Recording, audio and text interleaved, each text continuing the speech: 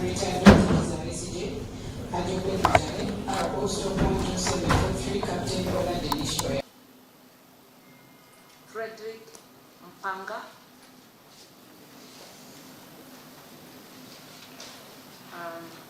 Tugume Moses, Katoto Musime, he has 10 times. So that's for A1 and 2. For A3, we have Nsubuga Simon and Namakula Hanifa. For the Biribumbuka, he will assist me with his colleague, the name has Satir. Okay, it's okay. I'm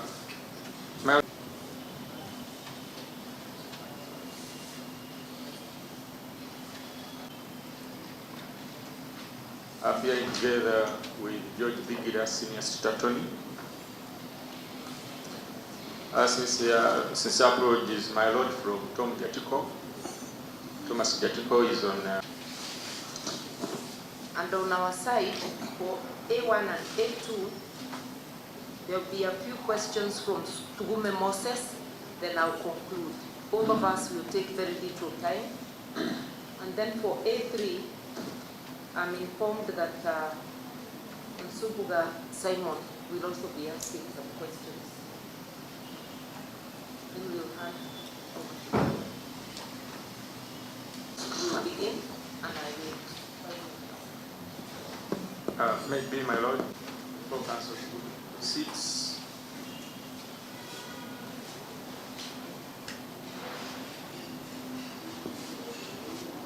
Is it true this application was coming up for further cross-examination?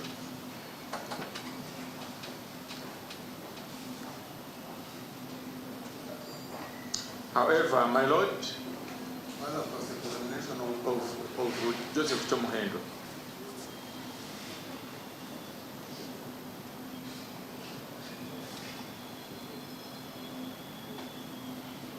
However, my Lord, with the leave of court, wish to make an application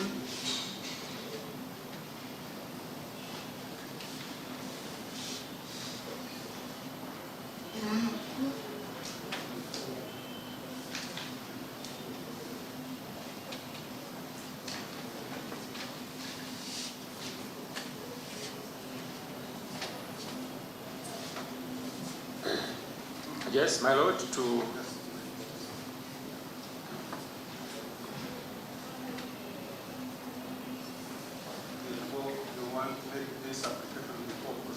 yes, my Lord.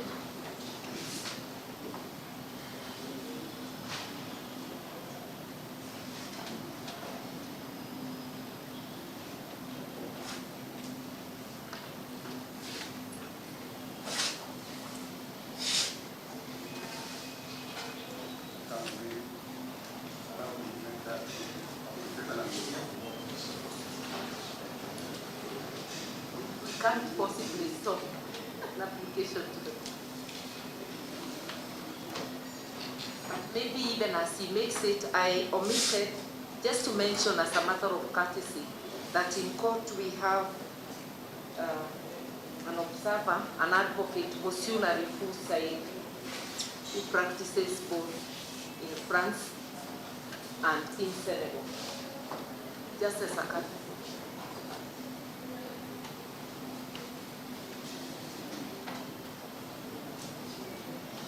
Lord.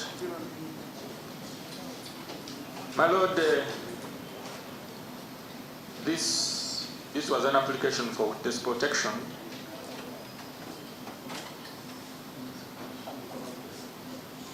where prosecution sought to protect the 6 witnesses.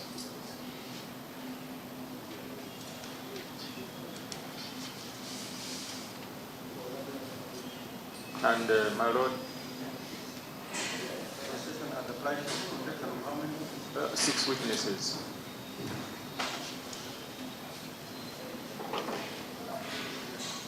And my Lord, the defense made an application to have Mr. Chomuhendo Joseph, the deponent for the applicant's stroke prosecution,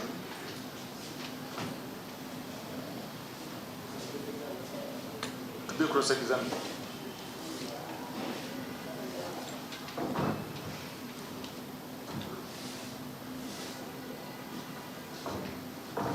My Lord,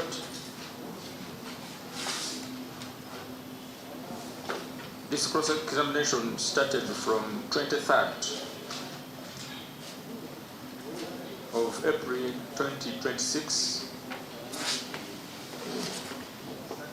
23rd of April 2026. It crossed to 6th of May 2026. And now today, the 28th of May, 2026.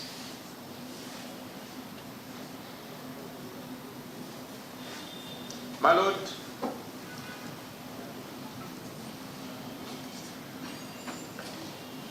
as prosecution stroke applicants, we have realized that the continuation of these proceedings under this miscellaneous application number 101 of 2026, the witness protection,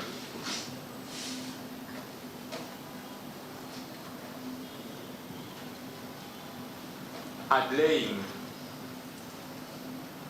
the commencement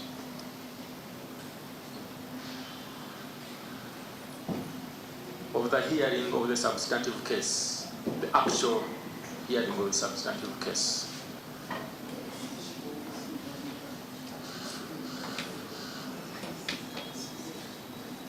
And as such,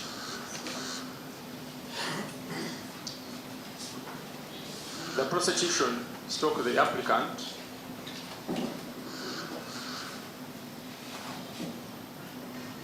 is applying to have this application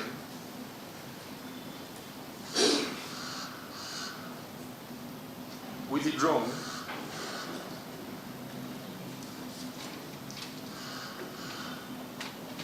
as we consider other appropriate protection measures for the 6 witnesses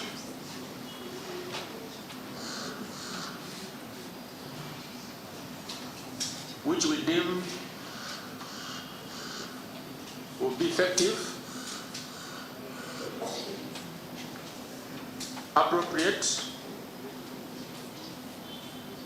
suitable, and above all practical, without affecting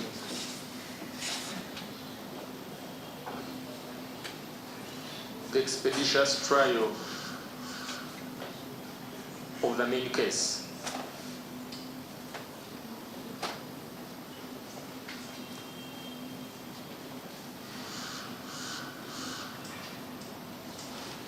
Cause any further delay, my Lord, will be contrary to Article 126 2b. Will be delaying the main trial.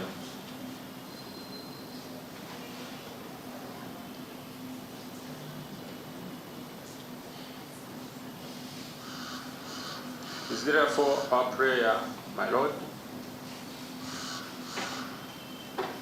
that although there is no specific law or section to have this application withdrawn,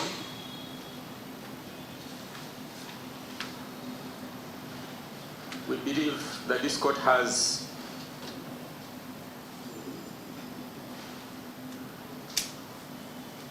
inherent powers under Section 37 of the Judicature Act, Cap 16, to grant any remedies to any party before it,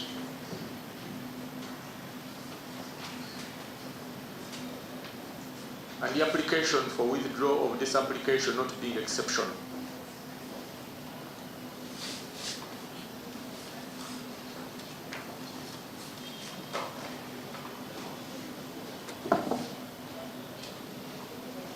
It is our belief, my Lord,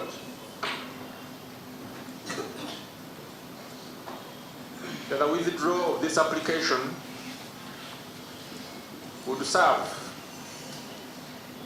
the wider interest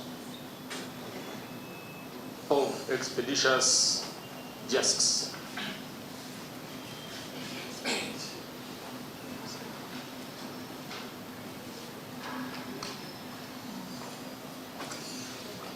Therefore, prayer that, my Lord, you grant this application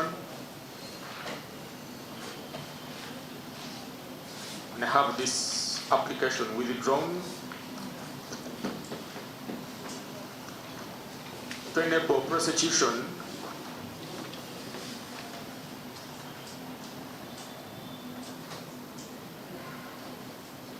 to make full disclosure of the said 6 witnesses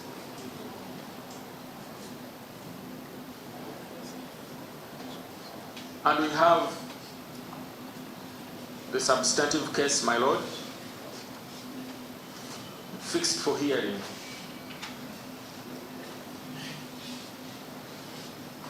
Without much delay, we so pray, my Lord.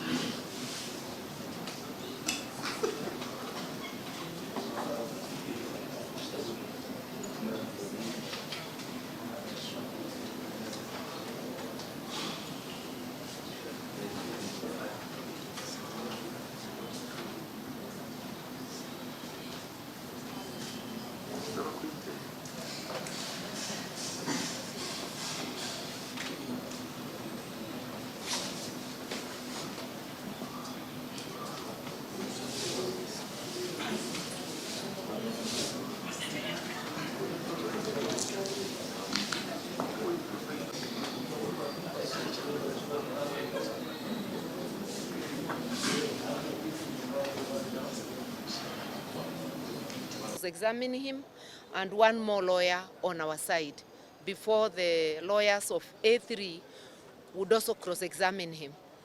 To our surprise, the prosecution rose to ask the court to be allowed to withdraw the application.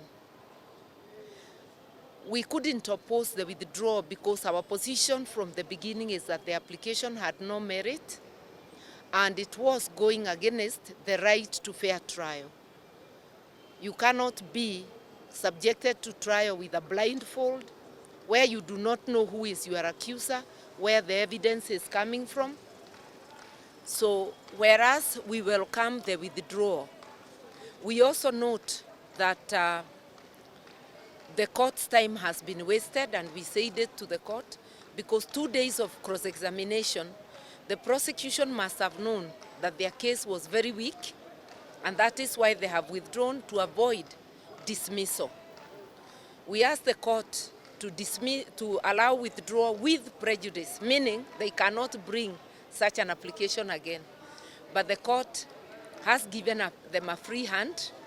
We also asked for costs. The court also has not allowed the costs. And the court now has ordered them to give full disclosure by tomorrow and ordered us to come back to court on the 1st, which is Monday. We are not happy with that because we will not have had time to sit down with our clients to know what is contained in the full disclosure, to get instructions, and for us also to be able to advise our clients. When we expressed displeasure in court, especially of the judge refusing to give us a date for our bail application, yet he is giving prosecution dates on every application they bring, including the one that he has just finalized, he has requested us to go and canvass that in chambers with the prosecution. So from here we will go to chambers. But we and our clients feel that the judge has not treated our applications fairly.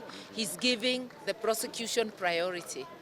The scales of justice must always balance between the defense and the prosecution, and a court of law should never be seen to be leaning on one side. We have at least pointed that out to the court. No question?